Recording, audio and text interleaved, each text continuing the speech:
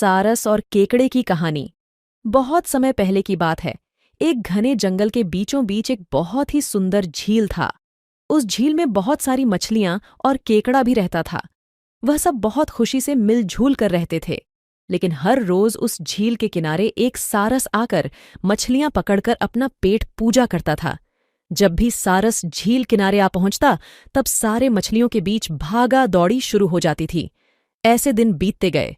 धीरे धीरे सारस बूढ़ा और कमजोर होने लगा। पहले की तरह वह शिकार भी नहीं कर पा रहा था। सारस बहुत दुखी होकर झील किनारे बैठ गया। सारस का यह हाल देखकर झील की मछलियां बहुत खुश हुईं। सारे मछलियां सारस के सामने तैरने लगीं, पर सारस ने उन्हें कुछ नहीं किया, सिर्फ बैठा रहा। ऐसे कुछ और दिन बीत गए। सारस को ऐसे एक जगह बैठा हुआ देखकर केकड़ा सारस के पास आया और पूछा, भाई, 2-3 दिन से देख रहा हूं तुम यहां चुपचाप बैठे हो, एक भी मछली नहीं पकड़ी, खाना भी नहीं खाया, क्या बात है? केकड़े की बात सुनकर सारस फुट फुट कर रोने लगा। सारस ने कहा, क्या बताएं दोस्त, मैं बहुत ही दुखी हूं। कुछ दिन पहले एक ज्योतिषी ने मुझे एक बात बताई कि बहुत ही जल्दी यह झील सूखने वाला है। बिना पानी के तुम सब कैसे जी पाओगे?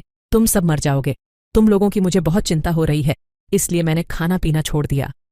केकड़े ने कहा, क्या बोल रहे हो? यह तो बहुत गंभीर और चिंता की बात है, मुझे सबको बताना होगा। सारस की बात केकड़े ने झील की सारी मछलियों को बताया।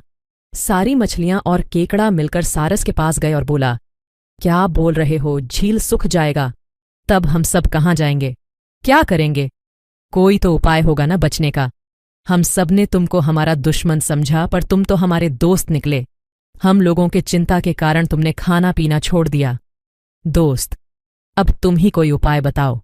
सारस ने कहा, अच्छा लगा सुनकर कि तुम सब ने मुझे दोस्त माना है।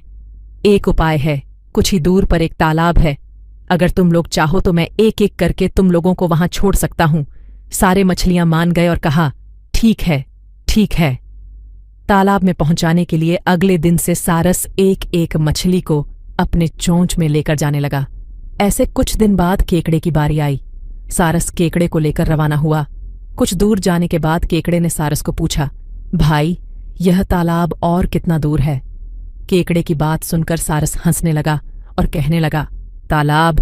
कैसा तालाब? यहां कोई तालाब नहीं है। मैं तो खाने के लिए तुम सबको यहां लेकर आ रहा हूं। इतने दिनों से मछली खा खा कर बोर हो गया हूं। आज बहुत मजा आएगा तुमको खाकर।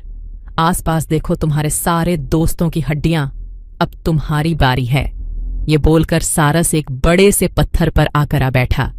सारस की बात सुनकर केकड़ा बहुत गुस्सा हो गया और अपने आप को बचाने के लिए अपने दोनों हाथों से सारस का गला दबा दिया और कुछ देर बाद सारस मर गया। फिर केकड़ा अकेले झील वापस आ गया और बाकी मछलियों को सारस के चाल के बारे में बोला और कैसे उसने सारस को मार डाला, यह भी बताया। सारे मछलियां बहुत खुश हुईं और निश्चिंत होकर रहने लगीं। इस कहानी से हमें यह सीख मिलती है कि हमें हर काम सोच समझकर करना चाहिए और किसी की बातों में नहीं आना चाहिए।